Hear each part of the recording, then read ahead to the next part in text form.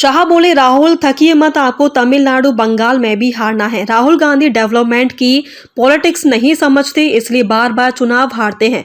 केंद्रीय गृह मंत्री अमित शाह ने रविवार को कहा कि कांग्रेस नेता राहुल गांधी की चुनावों में बार बार हार डेवलपमेंट की पॉलिटिक्स ना समझ पाने का नतीजा है।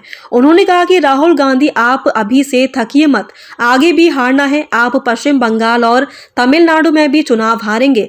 2029 में पीएम मोदी के नेतृत्व में बीजेपी एक बार फिर सत्ता में लौटेगी। अहमदाबाद में एक कार्यक्रम में शाह ने कहा कि कांग्रेस की राजनीति देश की सोच से मेल नहीं खाती। उन्होंने आरोप लगाया कि राहुल गांधी विकास और सुशासन जैसे मुद्दों पर ध्यान देने के बजाय कानूनी और टेक्निकल मुद्दों में उलझे रहते हैं। शाह ने कहा कि बीजेपी ने भरोसे और जनता की जरूरतों को समझकर शासन किया है, इसलिए उसे बार बार चुनावों में जनादेश मिला है।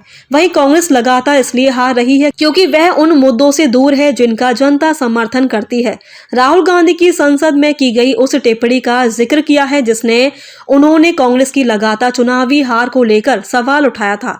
शाह ने कहा कि 2 पब्लिक प्रोग्राम के नतीजे ही इस सवाल का जवाब दे देते हैं। रविवार को अहमदाबाद के पश्चिमी इलाके में अमित शाह ने 27 किलोमीटर लंबी नई ड्रेनेज लाइन का उद्घाटन किया। यह लाइन बिना सड़कें खोदे आधुनिक तकनीक से बनाई गई है। शाह ने इसे इंजीनियरिंग का बेहतरीन उदाहरण बताया। उन्होंने कहा कि बंजर इलाके में 1973 के बाद जिन लोगों ने सब कुछ खो दिया था, वे यहां आकर बसे थे। करीब 50 साल से कई परिवार यहां रह रहे थे, लेकिन उनके प्लॉट की कानूनी प्रक्रिया अटकी हुई थी। उन्होंने बताया कि अब इस समस्या को हल कर दिया गया है, सभी फाइलें पूरी कर ली गई हैं और आज से लोगों को उनके प्लॉट कानूनी रूप से मिल गए हैं।